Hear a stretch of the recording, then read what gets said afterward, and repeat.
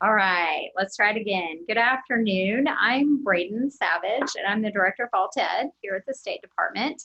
And this afternoon, I am joined again by Elizabeth Suddath, and she is the Executive Director of Prevention Services here at the State Department.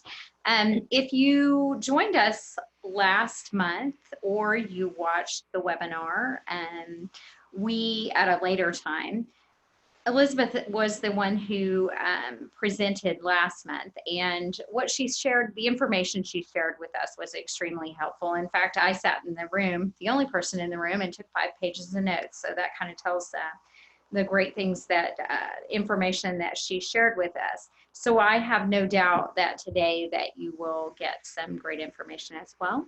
Elizabeth is going to speak with us today about trauma-informed wraparound services. So take it away, Elizabeth. Thanks for joining us. Of course, I'm happy to be here with you all this afternoon. Happy to be back and to continue this conversation. I will leave this slide up just for a moment. If you would like to write down both of our email addresses. So titles have changed, but the email addresses have stayed the same. So Beth Whittle is the Executive Director of Counseling now, and she is the one who really works, and you'll see a little bit more, but really works through this presentation that I'm about to go through. So if you have any question about specific interventions or mental health services in school, Beth Whittle would be your contact. And then any resources that you would need around prevention services and how prevention works into school mental health plans, that is something you can reach out to me for. Easiest way to usually get in contact with both of us is through email. So if you would like to write those down and reach out to us with any resources or supports that you specifically need within your school or your district.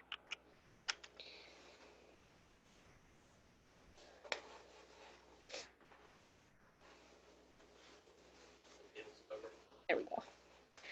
Okay, so the presentation today that we are going to go through is the trauma-informed wraparound interventions for students who are at risk.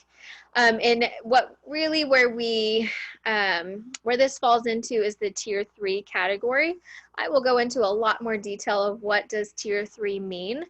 But this is the most intensive form of support that students receive in a multi-tiered system of support, or an MTSS model.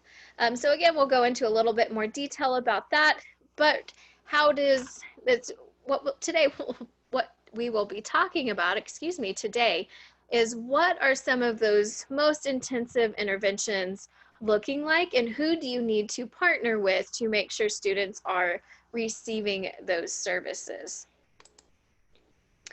So if you have not ever seen a trauma-informed presentation before that we give at the State Department, I highly suggest you either go back and watch the first 2 trainings that we have. I believe last year I did the trauma-informed basics. That should be on the Alternative Education Archive webinar website.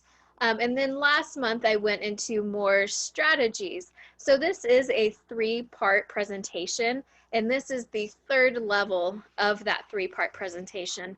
So if you have not seen those other 2 presentations, I suggest you go back and either just quickly go through those webinars or just see a little bit more research or look up more resources on trauma-informed schools and ACEs and what exactly that means. Because that will be driving the conversation that we are having here today. So just so you know, this is a continuation of some of those previous presentations that we have been given. Okay, so just a quick overview. Quick reminder, when I use the term ACEs or adversity, or when we're talking about trauma-informed practices, ACEs is the Adverse Childhood Experiences Survey or study, and that is what we know is leading to some of these trauma and at-risk behaviors that we are seeing in students. So we know students who experience trauma, have their brains that have developed in, or if a brain has developed in a traumatic environment, the wiring of the brain just looks a little bit different than students who have not been living in those adverse or chaotic environments. And a lot of time, the difference in the way that the brain is wired is what's leading to these at-risk behaviors. So a lot of times the behaviors that we are seeing with students who are right in front of us have to do with what is going on inside their brain process. So we know it is a brain issue, not a behavior issue. So just wanting to keep those reminders and keep those things in mind while we go through the rest of this presentation. So that's what we know about trauma, is that it affects the way that the brain is developing for students. And that's really what the first part of those presentations, but every single time we go and give these presentations, if we just talk about the way trauma impacts brain development, we always get the question, now what? And that is something that we are really focused on here at the State Department, is the now what? What can we do? What can schools put into place to help students that we know have gone through traumatic experiences or adversity in their life?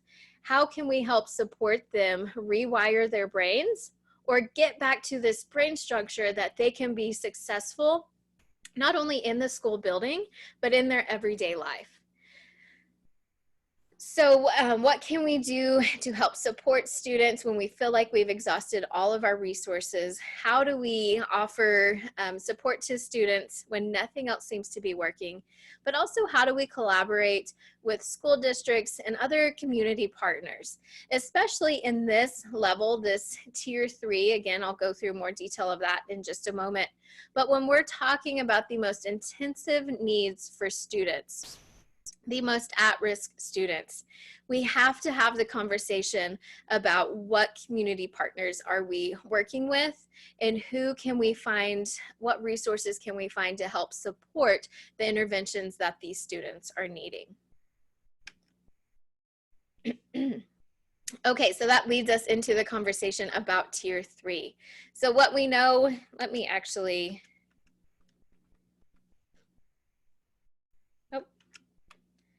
skipped a couple slides. Okay, so this is the multi-tiered system of support that I have been referring to. So you might have heard this as an MTSS. If you have ever worked with RTI before, that's the academic side of MTSS. If you've ever worked with PBIS, that's the behavior side of MTSS. But basically what a multi-tiered system of support is a public health model to reach all students. So this is what equity in education looks like in a model and practice. So we are making sure that every single student is, when in this model, is receiving the services that they need to thrive. So typically what we look at through these models is a tier 1 or a universal level. This is the baseline of what builds our pyramid. So when you implement an MTSS in your school, tier 1 is typically going to cover 85% of your students. So these are practices that we make sure every single student in the school building has access to, whether it be around teaching new behaviors or how we have policies laid out in our school around behaviors, or teaching trauma-informed, or if it's around what academic students are receiving. This is where typically 85% of your student population will fall into. So of course, in every single school, you will have students who who need extra support than what is provided at that tier 1 level. And we go through how we identify students who fall into the tier 2 and tier 3 category is through different screeners. I do have lists of screeners in the resource page, and also screeners I can send to you all that you can start using to identify students who fall into the tier 2 and tier 3 category.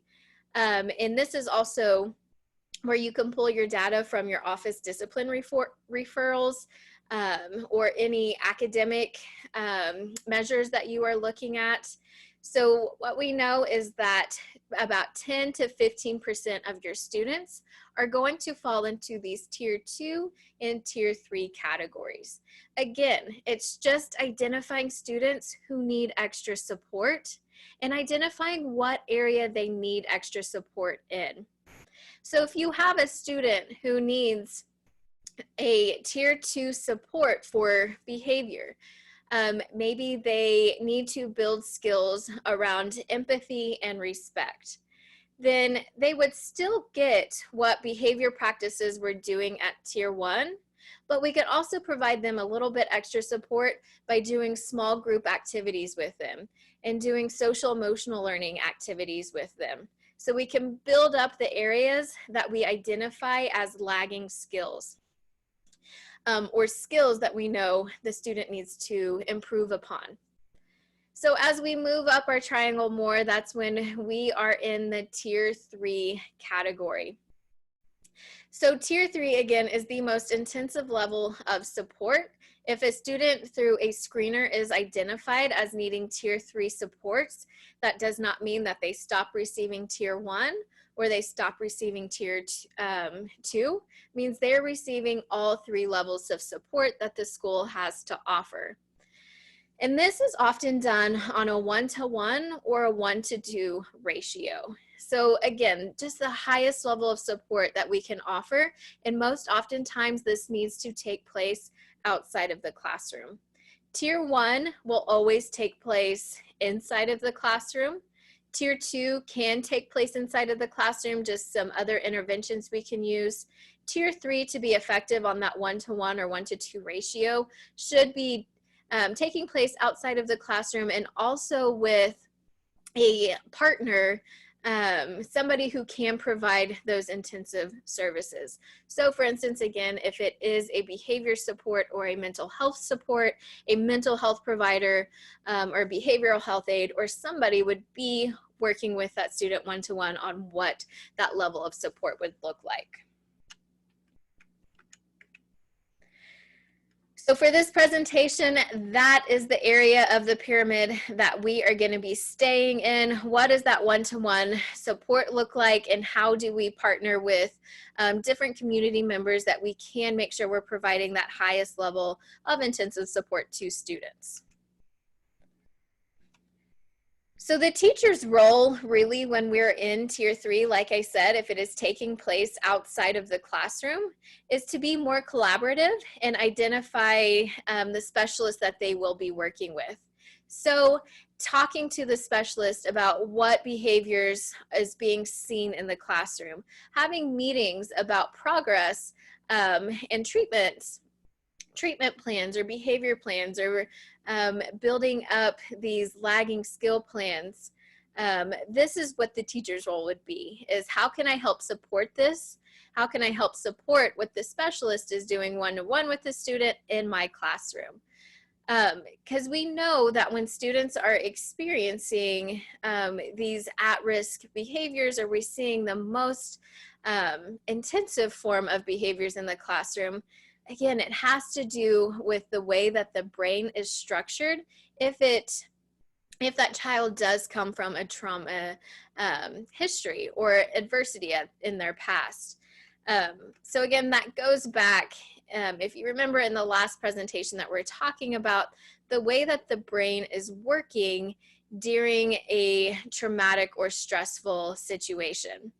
So again, just a reminder, those 3 areas of the brain that we look at when we are assessing student behavior and what is happening for those students is the brainstem, the limbic brain, and the neocortex. So we want to make sure the student who is receiving outside services or receiving those tier 3 supports, that one, we identify when they're in that downstairs brain or in that flipped lid, and they are running off of emotions, either in their limbic brain or they're running off of survival skills in their brain stem. Again, just a reminder, you know which student is in their limbic brain when you see a lot of emotions, a lot of hysteria, or really numb with lack of attention or withdrawn. We know a student is in their brainstem when you see that fight, flight, or freeze response. So either a fight verbally or physically, a flight running out of the room that they're in, running out of the situation that they're in, or a freeze. Again, a complete shutdown of the body, completely numb and withdrawn from the situation. So if we can identify when students are in those areas of their brain, then we know when we need to implement some of these interventions in the classroom, or we know when we need to reach out to the person who is providing those one-to-one supports to that student as well. And what we are working toward is to get that student back up into their neocortex. So getting that student back up into that higher order thinking. And again, just a reminder, you know a student is in their neocortex when they're able to sit down and learn and take in new information. They're able to problem solve and have effective communication and have those healthy relationship skills. So again, the main goal and the teacher's role and the school's role when working with these students who need Tier 3 supports is recognizing when the student needs that extra support and how do we get them back up into the neocortex. So for students who are receiving Tier 1 services, it may be something as simple as them to get back into the neocortex as using a calm down corner. So somewhere that they can go and sit, somewhere they can just process, wait for the cortisol to release from their brain, and then being able to go back in and rejoin the group and re-engage in those activities. For a student who is receiving Tier 2 supports, they may need a little bit more support than what just a calming corner can bring. They may need to go in a small group activity or do a quick social emotional learning lesson, or maybe even leave the classroom for just a moment, be able to use a buddy pass or just something that allows a little bit extra support and a little bit more time for that cortisol to leave their brain. Now, a student who is receiving Tier 3 supports, again, it will take them the longest to release that cortisol level, and they need the most intensive supports in the moments that they are in the flipped lid or their downstairs brain. So this is when we notice that they need that one-on-one support or whatever the plan is that the specialist comes up with in those moments. So everything that we are going to go through next is just different activities, different things to remember that we can do to get students back up into that neocortex and talk about how we can rewire their brains. So we will go through 2 different levels. This is how the rest of the presentation is structured. We will go through micro-level supports that the district can use to support students. And then we will go through some macro-level supports. And this is more of a comprehensive program that not only includes the school and the district, but also community supports. So we will start with that micro-level. So the first thing we're going to talk about is how can we help students rewire their brains? So as I mentioned in previous presentations and also at the beginning of this presentation, a student's brain is forming based off of experiences that they have in their life. So every single neural pathway that we as humans have in our brain is based off of what experiences we have been exposed to. So if you have a student who is in a safe and supportive in an emotionally supportive environment, the neural pathways that they create are going to be based off of those experiences. If you have students who are in, again, that adversity or those traumatic environments, living in a lot of chaos, experiencing chronic levels of stress hormones in their brain, then these are the neural pathways, and this is the way that their brain is forming.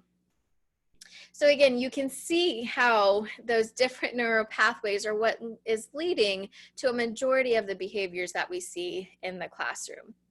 But what we know is that those brain wires can be rewired. So we can take somebody who has lived in this chronic state of trauma or adversity and help them to rewire their brain to have those neural pathways to meet those social and emotional cognitive development stages. But if you think about it, think of that might sound really simple. Oh, we just rewire their brains. But really, it goes into a lot more than that. And there's a lot of science that's involved. And it takes a lot of time. So for instance, if I told you to, if you are right-handed and I told you to pick up a pencil and a piece of paper and you can only use your left hand from now on for the rest of your life. At first, that's going to be really frustrating. It's going to be really difficult unless that's something that you have practiced before and trained for. It is going to take a lot of time to rewire your brain to then become comfortable with using your left hand. So especially if we're working with high school students who their brains have been formed like this for all of their life. They have had a lot of these experiences throughout their life. It is going to be really uncomfortable at first when we ask them to start changing the way that they are used to behaving, changing the way that their brain has been wired over the years. So one, just know that it does take time, takes a lot of patience, but these activities really can help with that process. So there is another example of the backwards bike example. And I will not pull up the video on here, but you can just on YouTube search the backwards bike example and it will come right up. And it is a really great story about a teacher who was working with a group of at-risk students. And he was telling them all the time, your life can be different. You can see change. You can be anything you want to be. You do not have to go down the path that you are going down in life right now. And their response back to him constantly was, you don't know, this is how it is. This is how it's always been in our generations. This is how it's always going to be. And he challenged them that he could learn how to ride a bike backwards, or that they could go and ride a bike backwards. And so, of course, all of these students said, yeah, that's no problem. I can go learn how to ride a bike backwards. So when how the bike is set up is when you go right, it actually goes left. So these students all tried it and they all failed. And they said, this is impossible. It can't be done. Nobody can ride a bike backwards. So this teacher spent all summer learning and retraining his brain, practicing every single day of how to ride the bike backwards. When school started again, he took all of those same students outside and showed that he learned how to ride this bike backwards, showing that you can change the path. You can change the way your brain is wired. And it just takes a lot of practice. So of course, all of these kids were really inspired by that and started listening to him more and more about what is it going to take to change the path that we're on. And I think that's why this topic and working with these students and really having the conversation of how hard it is and what it's going to take to rewire brains is so important, but also important so as educators, we are not putting too much pressure on ourselves or too much stress on ourselves when we're not seeing those major shifts in behaviors. It does take time, but it can be done, and we know that it just takes that time over time and using a lot of these different strategies to put in place. So we do have a list at the end of this presentation of those neurofeedback activities that you can use in the classroom. And if you click on the link, those activities will pop right up. There's some very basic and simple activities, and then that really look simple, but really what they're doing is having students access both sides of their brain. And the more we can have students access both sides of their brain, then we see changes in the way that the brain wave patterns are functioning. And then that's when we start seeing the changes in the way that the brain is being wired. So again, at the end of this presentation, there are links that you can access those neurofeedback activities. So what should these interventions look like? If you know that a student flips their lid around the same time every single day or around the same activity, or if you see that they're on the verge, you can start picking up some of those cues that they're about to flip their lid to that downstairs brain, then that would be the time to start some of these interventions. And what they are short, repetitive, predicted patterns and responses. So just some simple examples that I can give you is any sort of rhythmic movement that students can do. So if you can have a student who even just stands up in the back of the room and does some sort of pattern on their fingers over and over. So you can look up these rhythmic movements that you can use to reset the brain.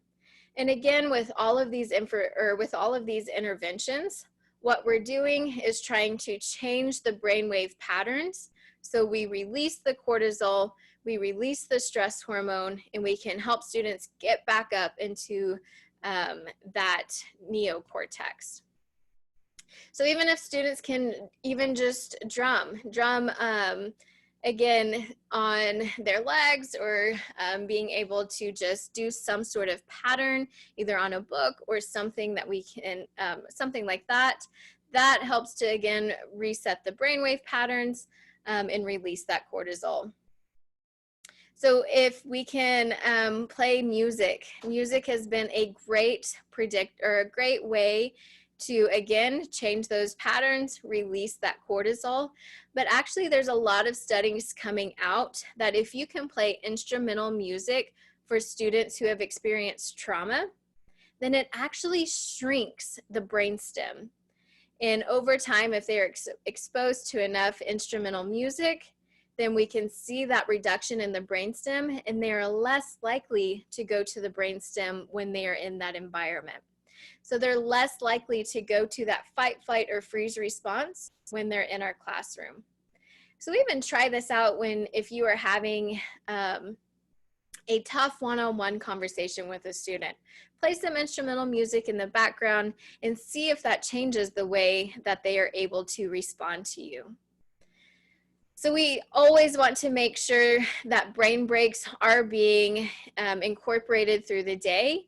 I know brain breaks happen a lot for elementary students because we know that their attention span is shorter, but brain breaks should happen throughout your entire life. We have to be able to give the brain a break in what it's focusing on and to reset and readjust. Anytime we can give that brain a break and just time to even just sit down and do something that they want to do in that moment, then that's when we start seeing those cortisol levels release. That's when we start seeing students who are able to go back up into their neocortex. So again, if you are having issues that are just occurring in your classroom, then that would also be a great time to invite one of those specialists in and see what strategies they would suggest and maybe observe that behavior, and what strategies would they suggest for that specific behavior that you are seeing. So some other things that you can do within your classroom is provide students with opportunities to practice positive interaction with peers. Again, that might sound really, really simple, but if we are allowing students to practice what positive interactions look like, then that is actually creating new neural pathways in their brain of how to do that in the future. So this can be this can be done in academics as well. So how can we change a science lesson that students can practice positive interactions with peers? Looking throughout the day or looking throughout your content area of what can you do at every moment that we're making sure students are practicing these new skills. Again, the more students can practice new skills, the more likely they are to have that new neural pathway stick in their brain and rewire some of those old behaviors. So I do have a link also to a personal balance sheet. So this is something you can do with students even once a month. And this has them look at what are they good at. So a lot of times, especially students who receive tier 3 supports, they hear a lot of what's wrong with them. They hear a lot of what their lagging skills are. They hear a lot of things that they need to change and they need to work on. The more we can have students who start recognizing what they are good at or what they're doing really well, then the more we start creating positive pathways in their brain as well. So increasing that confidence in areas that they don't always hear what a good job that they're doing. So maybe you really have to get creative of what they're doing, these students are doing a good job at, but there is always something, and there's always something that we can build up in those students. Again, something as simple as keeping a notebook about and students can write in it weekly or daily 3 good things that happened either in that class or 3 good things that happened to them that week. And the more, again, we have students start focusing on good things that are happening, that again starts changing the structures in the brain, and they're more likely to go back and think of the positive before they think of the negative. So we should always be having discussions of student strengths. Again, that goes back to when the student is only hearing negative comments or only hearing some of those things. We have to make sure we're also addressing their strengths. So even ending each day asking what went well, again, sending students out the door with something positive, and their brain can focus what went well today, not what am I really stressed out about right now. Also, incorporating different activities that students can imagine a different future. The more we have students who can focus on hope, the more we have students who can focus on that their future can be different, then the more we have students who can start changing those areas of their brain as well. So even just imagining the future that they want, imagining a different life that they want, can help a student rewire the brains, and we can actually help start problem solving and planning with those students of, now how do we get there? What is your pathway to that future? We have to allow them those opportunities to see hope and to build their resilience to a different future and going down a different path. So something that was implemented, and you will see Project Aware pop up throughout the rest of this presentation. That is actually a mental health grant that we have received here at the State Department that is being implemented in Western Oklahoma. And there is a lot of really great tier 3 supports that this grant has been able to implement.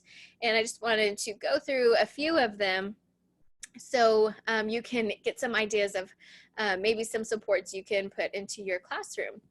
So one of the very first things that Aware schools did was create these mental health support tubs.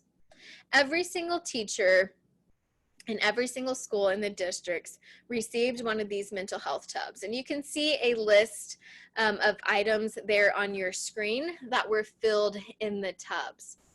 Anytime a student gets really stressed out or needs a brain break or just needs something to check out of what they're feeling in that moment, they can go and grab one of these mental health support tubs and they can start going through these different activities. And they are all dependent upon grade level and what age appropriate strategies are within these mental health support tubs. We do have a sheet that shows every single item, that age level appropriate and what is going in and how they are being used. So if you would like more information about those mental health support tubs, you can email either Beth or myself and we're more than happy to send that to you. So what a lot of schools don't know is that these mental health support tubs can actually be paid for with title money. So if you have any Title IV money, that can actually be used in the school budget to purchase these mental health tubs and make sure they're even just a station, if not every single teacher in the school building receiving them. So I know that they have had a lot of great success in these schools using these mental health tubs, and students have really seen, they've really seen an increase in their ability to not only use the tubs, but acknowledge when they need the tubs. So again, it might sound simple, but when you have a student who can self-regulate and you have a student who can acknowledge when they're feeling stressed out, then you have a student who's rewiring their brain, and you have a student who is going to turn to positive ways of dealing with stress than those health risk behaviors. So we want students to know what to do when they are stressed out, so they're not turning to some of those coping strategies that can be harmful for their health. So then I'm talking about preventing reenactments. What happens if a student does flip their lid in your classroom? How should you respond in those moments? It is really, really important, our response as an educator or anyone in this school building, when a student does go into either that limbic brain or into their brain stems. So a lot of times for students who do have those neural pathways, again, that were created in that adversity or that trauma, they know what the brain learns over time, what works for them and what is going to work to have them survive those situations. So if a student's brain knows that a fight response is what keeps me alive, then the brain is more likely to go to that fight response, even for reasonable requests. So at any sign of stress or at any sign of chaos that's coming up, the brain says, I know what's about to happen. I know what works for us. You need to go to fight mode. Or it could be flight mode. Or it could be crying, going into the limbic brain. Again, the brain creates those really strong neural pathways based off of what has worked for them in the past. So that's when you see really extreme reactions to even simple reasonable requests that you give a student. Or even a mild criticism or perceived lack of attention may cause a triggered response. So students also don't always know why they respond the way that they do. And again, it goes back to the brain taking over in those moments and saying, I know how to keep us alive. I know what's worked in the past. This is what we're going to do in this situation.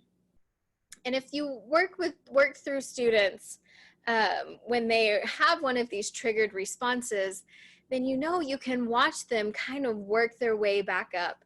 So maybe you have a fight response from a student. After that, maybe they become really hysterical. They're working their way back up into that limbic brain. And then as the day goes on, they have more time to release that cortisol, that stress hormone in their brain. They're back up in the neocortex, and they have conversations with us that are like, I don't know why I reacted that way. My body just took over. And that's exactly what is happening. The brain is taking over. So that's why we know our response in those situations is really critical. So first, we want to make sure we are not acknowledging the negative behavior. You don't have to acknowledge anything in that moment that is even happening. We have to allow a student to de-escalate. That when a student is in a flipped lid, it is not the time to have a conversation or begin an argument with that student or tell them they just need to sit down.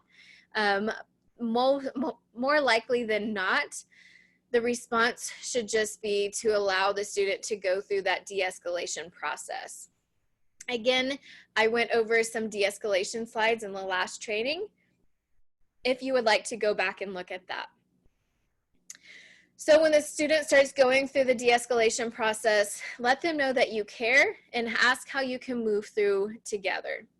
And then once the student gets back up into their neocortex, we can have conversations about what happened and how we can do things differently the next time and what appropriate consequences are in those moments. That is one of the biggest things that we get asked all the time is, are you expecting these students to just not have any consequences? And no. So students have to have consequences when they are going through these reactions if it is breaking those school rules. But the way we handle consequences is what changes. It is not a punishment. It is not something that we shame the student about, but it is a consequence that's going to rebuild the way that that brain was wired, and moving through that together and letting that student know that they have a second chance to try again next time.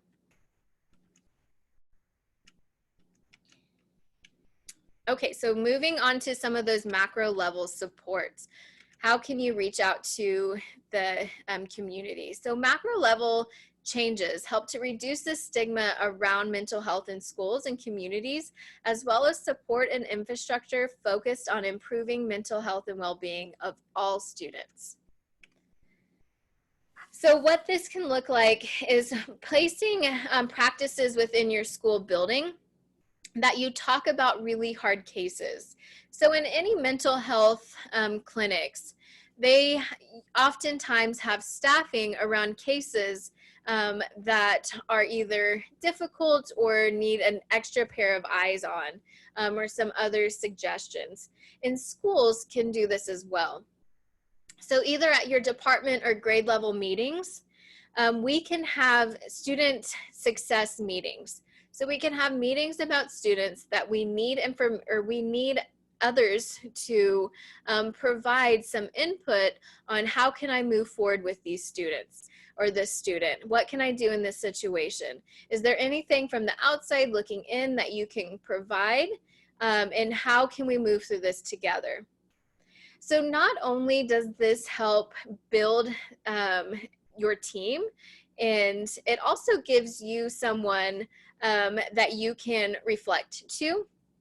And oftentimes even just having these conversations, new ideas that come up, helps us when we go back into the classroom that we're able to be in our neocortex, because this can be incredibly triggering for us as educators as well. So just some considerations if you do have student success meetings.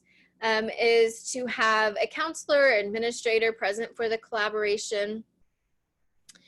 You can even submit students ahead of time that you want to talk about. And on the next slide, I will go through how you can do that submission form to keep the meeting on track so it doesn't become just a venting session about Billy. It becomes a session that we really focus on together. How do we help Billy move through this rewiring or move through this process to build upon his lagging skills? So have teachers come prepared ahead of time, end meetings with sharing a positive student story, And then it can also be in conjunction with other meetings that you're already having. And then how do we get this strategies and information out to all of the students' teachers that may not be present during that meeting as well? So this is an example of the student of concern form. So what you would do is fill it out, and then there is a list of lagging skills that you may be experiencing from that student. So let's say some of the concerns that you have on this form is family issues. So you circle that on the form. You can even make it simple and create this into a Google form that the submission either goes directly to the counselor or whoever is leading that student success meeting, and just really have a chance to talk about all of the concerns that you are seeing for that specific student. And then we have a conversation about lagging skills. So we know what issues we are seeing. We know what concerns we're having. How is that affecting behavior? So then we go through and fill out the form of what lagging skills we are seeing. So we see on here it's things such as poor sense of time, difficulty maintaining focus, difficulty showing empathy for others, lacking basic social skills. So you would check off what lagging skills you are seeing with the student, and then in the unsolved problems, that's the time you can discuss specific examples that are relating back to those lagging skills. Again, this just keeps the meeting on track, and it allows you to talk about specific examples without going on too far about just venting about the student. So on the team, what you would work on together is a development of skills plan. So you would go back to your list of unsolved problems, and you can either select the top problem or the top 3, write them out, and then you assign who is going to take the lead on that plan, and then have a conversation with the student as well. We want to always make sure we are getting the student's perspective of what is happening and why is this an unsolved problem that we are seeing. When we're having that conversation, we list our concerns to the students, and then together we agree upon a solution. Once you go through this development of skills plan, then you can use a check-in, check-out system. So you can either create a card or some sort of plan for this student. Here are the skills that we're working on, building social skills. Here is how we're going to monitor those skills.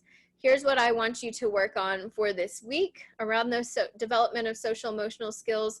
They can check in with you as often as you would like, either every single morning or maybe one morning in a week. And then they check out with you either every single day or again at the end on a Friday, and we look at what progress is being made on developing that skill. So you can also use this in your mental health intervention teams. So what's different between a student success meeting and a mental health intervention team is that you are inviting mental health providers into these team meetings as well. So they are the ones who you acknowledge in your community is working with your students who are needing these most intensive levels of support. You can create an MOU with this mental health agency. And then you are able to share information back and forth about what you're seeing in the school building, but also what that mental health provider is seeing through the treatment plan with these students. So then you can problem solve together.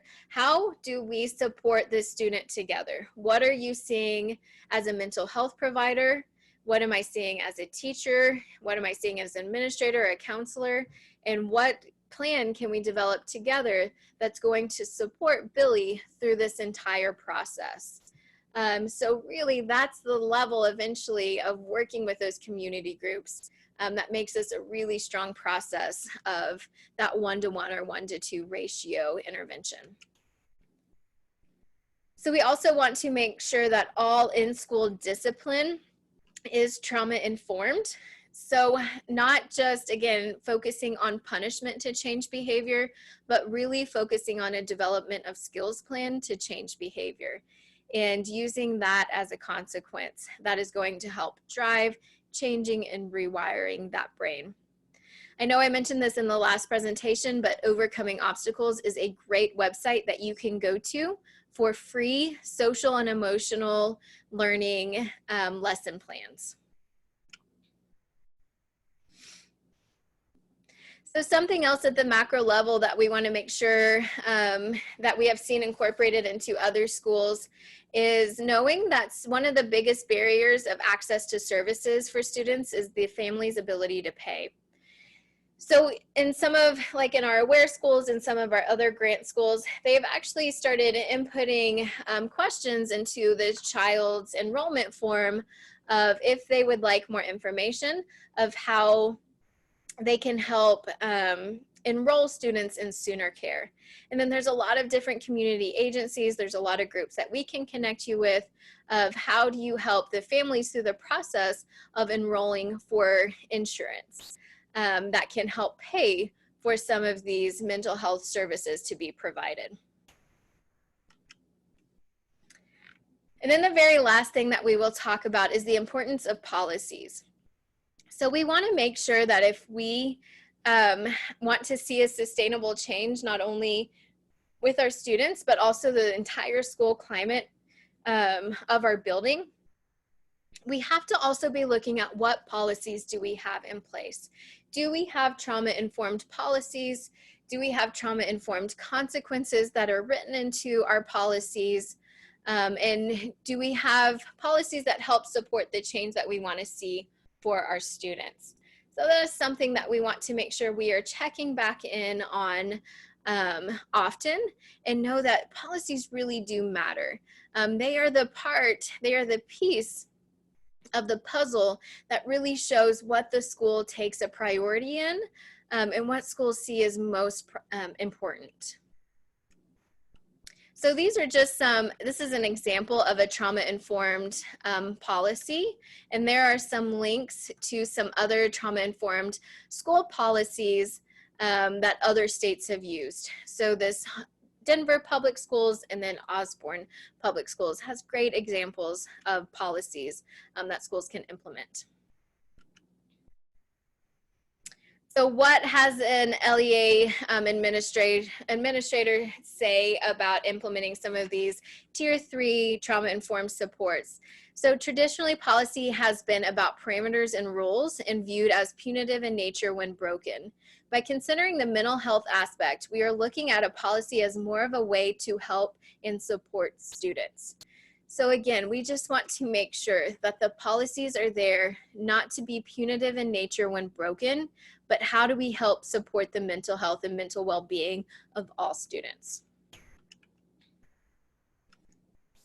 Okay, so here is that list of resources, everything that we went over throughout this presentation.